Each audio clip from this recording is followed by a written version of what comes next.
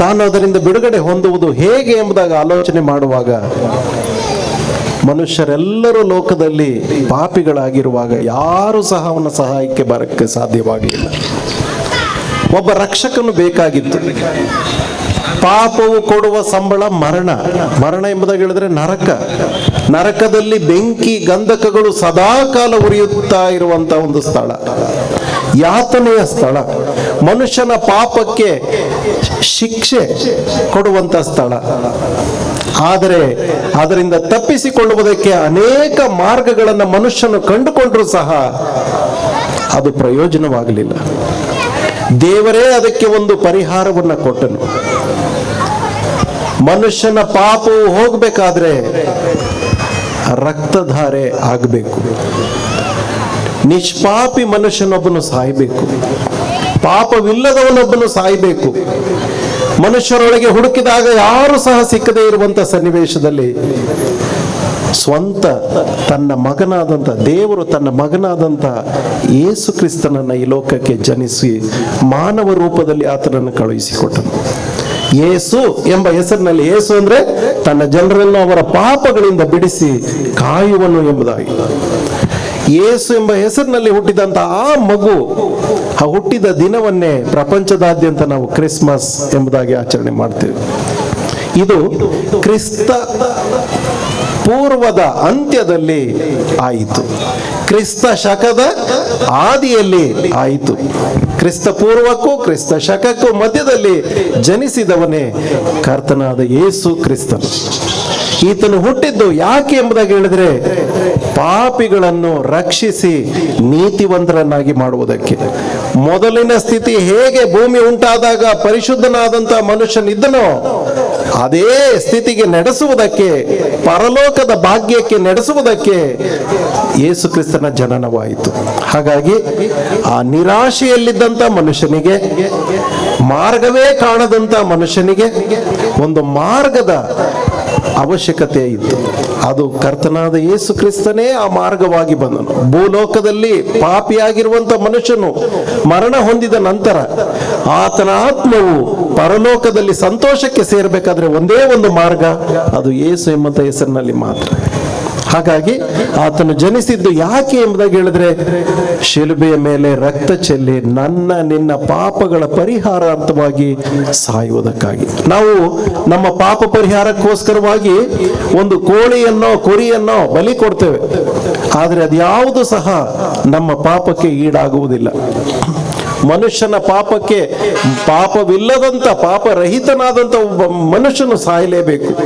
ಅದು ಕರ್ತನಾದ ಯೇಸು ಕ್ರಿಸ್ತನು ಸುಮಾರು 2023 ತಗ್ಗಿನಲ್ಲಿ ಆತನು ಸತ್ತನು. ಇದನ್ನ ನಾವು ಇಲ್ಲಿ ಹಾಡುಗಳಲ್ಲಿ ನಾವು ಕೇಳ್ತಾ ಇದ್ದೇವೆ. ಮುಂದಿನ ಒಂದು ಹಾಡನ್ನ ನಾವು ಕರ್ತನಾದ ಯೇಸು ಕ್ರಿಸ್ತನ ಆ ಒಂದು ಬಲಿದಾನ, ಅದು ನಮ್ಮನ್ನ ಹೇಗೆ ಅದು ಬಿಡುಗಡೆ ಮಾಡಿತು ಎಂಬಂತ ಒಂದು ವಿಷಯವನ್ನು ಒಳಗೊಂಡಂತ ಮುಂದಿನ ಹಾಡಿಗೆ ನಾವು ಹೋಗುವಂತವರಾಗಿದ್ದೇವೆ. ಇಮ್ಮಾನುವೇ ಅದ್ಭುತ ರಾಜನು, ನಿತ್ಯ ಸ್ವರೂಪನು, ಭೂಲೋಕದಲ್ಲಿ ಜನಿಸಿದನು, ಭೂಲೋಕದಲ್ಲಿ ಜನಿಸಿದನು, ಭೂಲೋಕದಲ್ಲಿ ಜನಿಸಿದನು.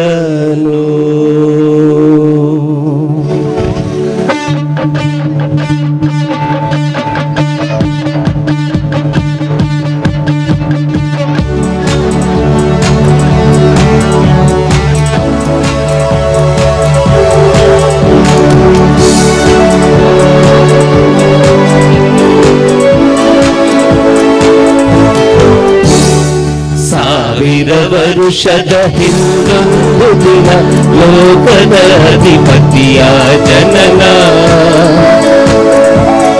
ಮೇಲೋಕಾಯಸನ ಪ್ರವಾದಿಗಳು ಅದ್ಭುತವಾಗಿ ಘೋಷಿಸಿತು. 1000 ವರುಷದ ಇನ್ನೊಂದು ದಿನ ಲೋಕದ ಅಧಿಪತಿಯ ಜನನ. ಮೇಲೋಕ ಅರಸನ ಪ್ರವಾದಿಗಳು ಅದ್ಭುತವಾಗಿ ಘೋಷಿಸಿತು.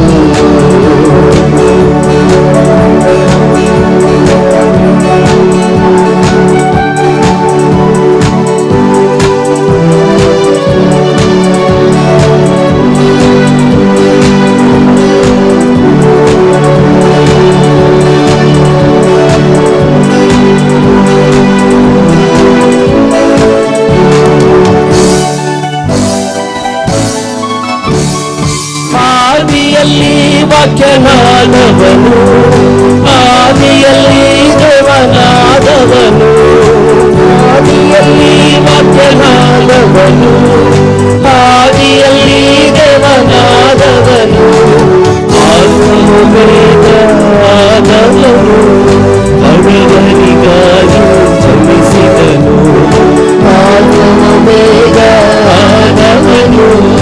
ಬಡವರಿಗಾಗಿ ಜನಿಸಿದನು. 1000 ವರುಷದ ಇನ್ನೊಂದು ದಿನ ಲೋಕದ ಅಧಿಪತಿಯ ಜನನ.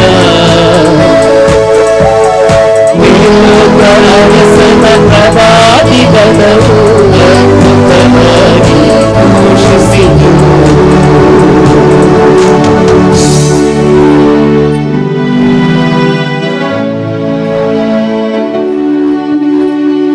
ನಿನ್ನಯ ಹೃದಯದ ಬಾಗಿಲ ಹೊರಗೆ ಆತನು ತಟ್ಟುತ್ತ ಕರೆಯುವನು.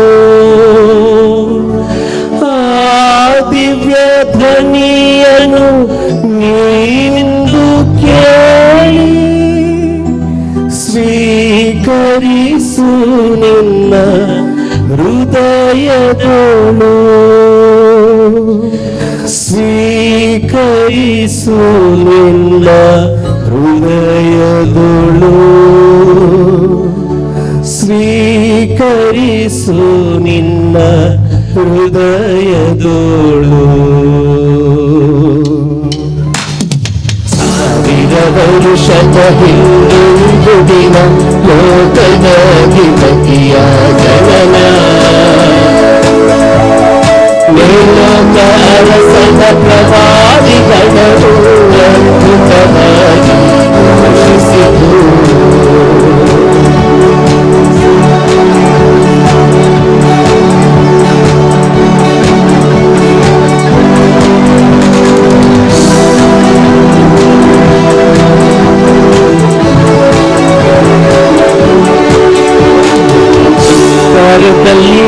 ಅಂಧಕಾರದಲ್ಲಿ ಒಂದು ಬೆಳಕು ತೋರಿದಾಯಿತು.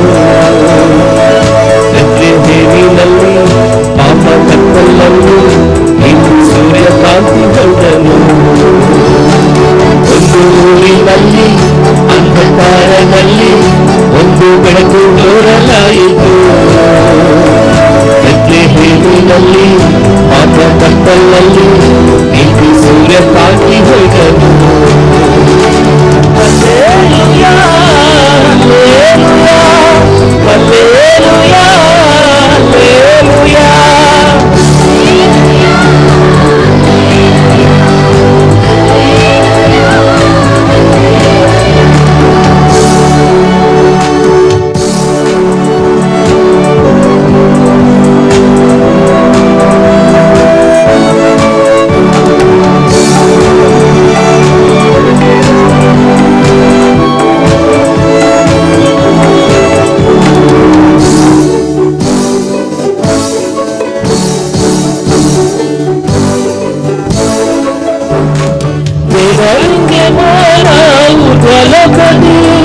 ನಿತ್ಯ ಸಮಾಧಾನ ಭೂಮಿಗಿರಲಿ. ದೇವರಿಗೆ ಮಾಡವು ಜಲಕದಿ ನಿತ್ಯ ಸಮಾಧಾನ ಭೂಮಿಗಿರಲಿ. ಸ್ತುತಿಗೀತೆಯ ಹಾಡುವೆವು, ಸರ್ವಶಕ್ತನ ಕೊಂಡಾಡುವೆವು. ಸ್ತುತಿಗೀತೆಯ ಹಾಡುವೆವು, ಸರ್ವಶಕ್ತನ ಕೊಂಡಾಡುವೆವು. ಒಂದು ಊರಿನಲ್ಲಿ ಅಂಧಕಾರದಲ್ಲಿ ಒಂದು ಬೆಳಕು ತೋರಲಾಯಿತು. ಬೆತ್ಲೆಹೇಮಿನಲ್ಲಿ ಪಾಪ ಕತ್ತಲಲ್ಲಿ ನೀತಿ ಸೂರ್ಯ ಕಾಂತಿ ಹೊಯ್ದನು. ಒಂದು ಊರಿನಲ್ಲಿ ಅಂಧಕಾರದಲ್ಲಿ ಒಂದು ಬೆಳಕು ತೋರಲಾಯಿತು. ಬೆತ್ಲೆಹೇಮಿನಲ್ಲಿ ಪಾಪ ಕತ್ತಲಲ್ಲಿ ನೀತಿ ಸೂರ್ಯ ಕಾಂತಿ ಹೊಯ್ದನು. Hallelujah hallelujah hallelujah hallelujah hallelujah hallelujah hallelujah hallelujah.